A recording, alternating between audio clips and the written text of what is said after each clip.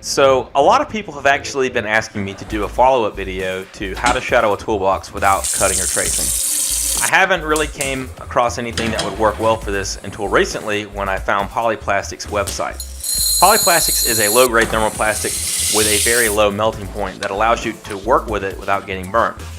What I'm going to show you first is my trial and error process and all the failures that I had before I got to something that I thought would actually be presentable. So the first, I tried to use the beads to make my own plastic sheet. Then I got some nice tools because in my previous videos everybody said, oh, you use cheap ratchets. So here's some of the nicer tools, and I do regret using them for the experiment. With just a simple heat gun, you can see the plastic turns back to clear. When it's clear, it's very malleable and takes to the shape of the tool.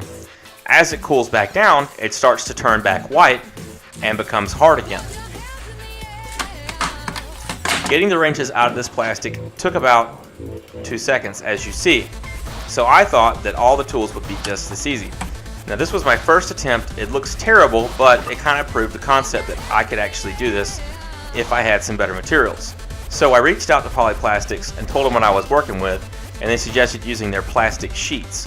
And they actually sent me some for free. They sent me some of their defective ones, and they sent me some new ones so I could actually have some practice runs and see how it worked out. This is my first practice run, and as you can see, it's very sturdy. I actually ran over it with the truck, and it did deform some of them a little bit, but you could actually still use it. And that surprised me. How strong it was really did surprise me. The problem that I did have with my first run was that the plastic would actually form around the shape of the tool, and it would prevent you from actually getting it out. I spent 3 hours getting my second trial run out. So the first attempt I took to try to fix it was to use Play-Doh. So as you can see, with any round tool, the plastic is going to form around the tool and kind of encase it. So my idea was to shield the bottom half of the tool from the plastic and just try to make it go down at a perpendicular angle. That way you could actually pull it out. Another thing I noticed was that anything with a soft rubber handle, the plastic would actually stick to it when it got hot. So I'm wrapping these pliers with tinfoil to see if that's going to work. I'm also using the Play-Doh to try to make finger holes so I can grab things out. And this is the other thing about the product that's, I think, makes it very useful for this application. It is reusable. If you heat it back up, it will melt again, it will form to the shape of the tools again, and then you can use it again. So as you can see, it heats up, it turns clear, and as it gets hotter, it starts to sink into the tool tray and take shape.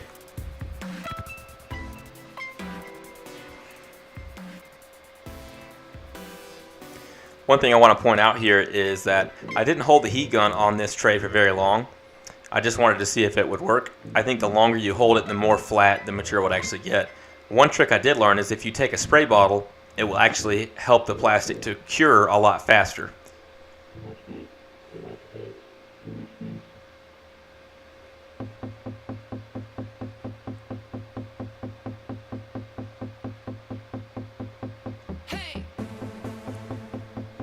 Okay, so now here is the third trial run that I made with the material. I just want to show this angle just so you can actually see that it sits flush and it's pretty flat. If the tools are dirty, it kind of makes that marking on the plastic, so I would suggest cleaning them. And I have the same problem here, even though I have some of the Play-Doh in there to act as a kind of finger hole behind it. I could not get it out to save my life. And then when I did get it out, getting the Play-Doh out was kind of a nightmare. But it did work, so I went all out on the next run and tried to do it with all my tools. However, I did coat my toolbox with some tinfoil to prevent the tray from getting filthy. And one thing you can see about this is it just doesn't look as good as the other one did. I like the way it worked out. You can grab the tools pretty easily. It just didn't look good. So here's my third idea, and I think this is probably the best way to do it. I got some dry foam. You can get it at the floral section from Walmart. And then what I actually did is I just kind of made an impression in the tool about halfway down. That way the plastic would not completely encase it and you'd be able to grab it out without having any finger holes behind it or beside it, and it would just give a cleaner look.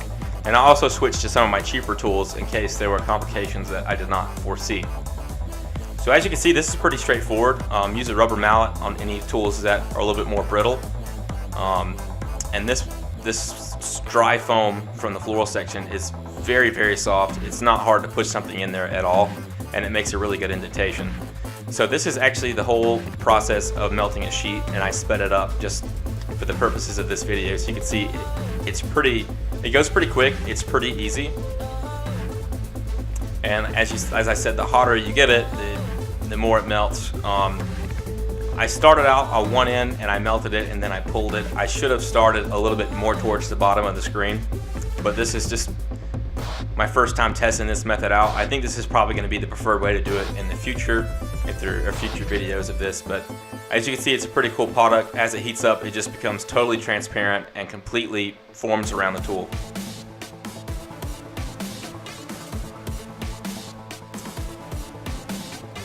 Then do the process a few more times.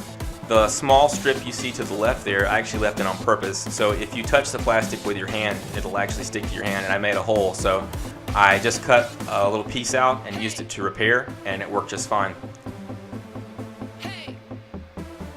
To actually get the plastic separated from the foam, you just have to take a knife around the perimeter of it and kind of give it a pop, and then it should come free pretty easily. And this is just to let you see a good indication of what it looked like from my point of view. The tools are about halfway in there, so like I said, it won't encase them and I'll be able to pull them out easily.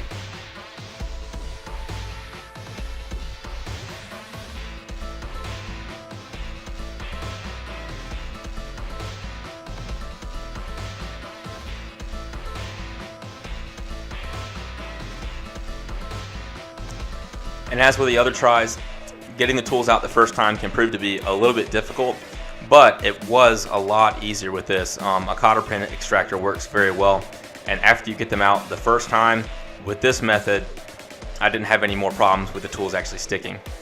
Then I just used a wire brush to clear out some of that foam residue. However, there was little pieces of foam all over every single one of my tools, so the next step was to get them clean. However, it did work very well. It was obvious what tool went where.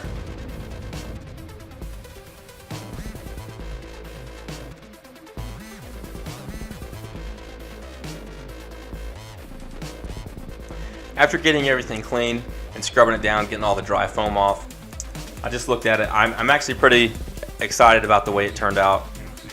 It was the least amount of work that I've done on any of the previous methods. Basically, you just push the tools into foam, melt the plastic over it, clean the foam off, and that's pretty much it. You're done. I do like the way it looks. I like the way the tools kind of stick halfway out. It's kind of like you're making your own molded tool tray, moreover than shadowing your toolbox. But I feel like it has a pretty good look, and polyplastics is actually sandable and paintable, so if you wanted to go a step beyond this, you definitely could. It wouldn't be hard at all.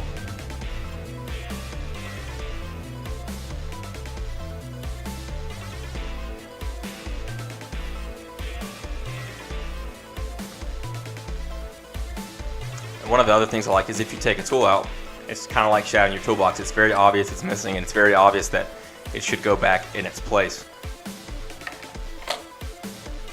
It leaves a really good indentation. It gets a lot of the detail on the tool that you'll never ever get trying to shadow it yourself. And then one of the things that I noticed with the sockets is if you listen, there's actually a positive click when you put the sockets in and out. The plastic actually forms inside of the openings to the holes of the sockets, so it kind of holds them in place a lot better than I thought it would.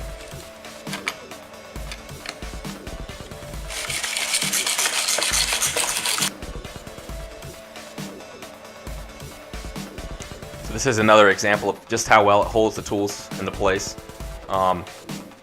Even though it is very light, it's not very sturdy, but it's very flexible, and it goes back and retains its original shape fairly easily.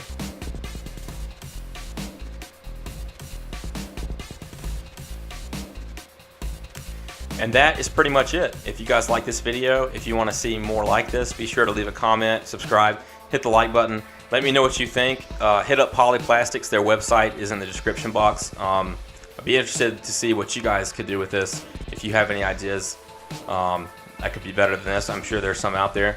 Anyways, I appreciate you guys watching to the end. Thanks, and be sure to hit that subscribe button.